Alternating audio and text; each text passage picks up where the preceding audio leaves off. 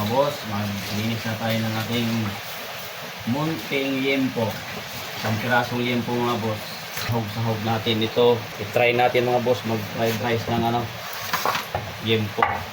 May time tayo, may pera tayo mga boss. Palalakihan natin itong ating tugasan kasi medyo skip. Pagalitin mga boss ang kanyang buto para ilagay natin sa ating munggo. Kahit paano, mayroong karne sa ating munggo. May natin ito hiwain. Kados.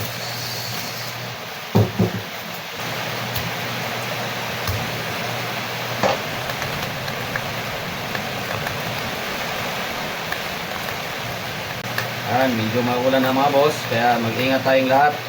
Bahay-bahay lang tayong lahat mga boss. Kain-kain, enjoy, at samahan natin pagdadasal.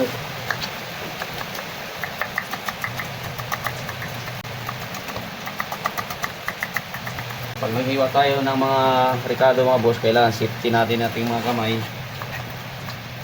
Pero di man maiwasan mga boss, magsugatan ng kamay, huwag lang tayo madala.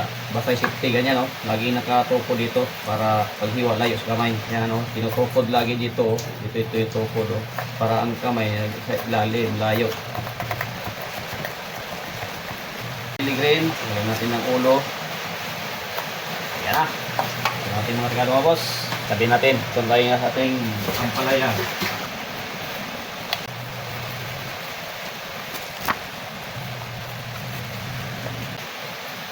Lagi nakatukod mga boss, ha, yung kutsilyo.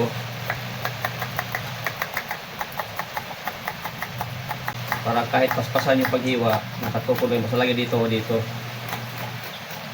Oh, mga boss, ha, shout out sa mga di pa masyadong marunong maghiwa para po sa inyo. Kasi malayo yung kamay, oh, malayo po dito. Kaya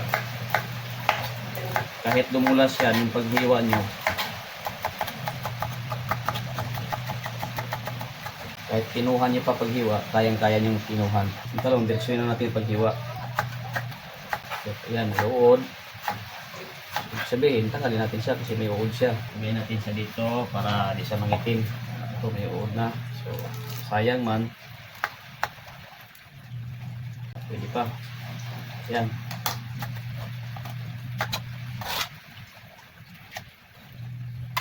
Kasiradis. Tiyaga na tayo dito sa sitaw.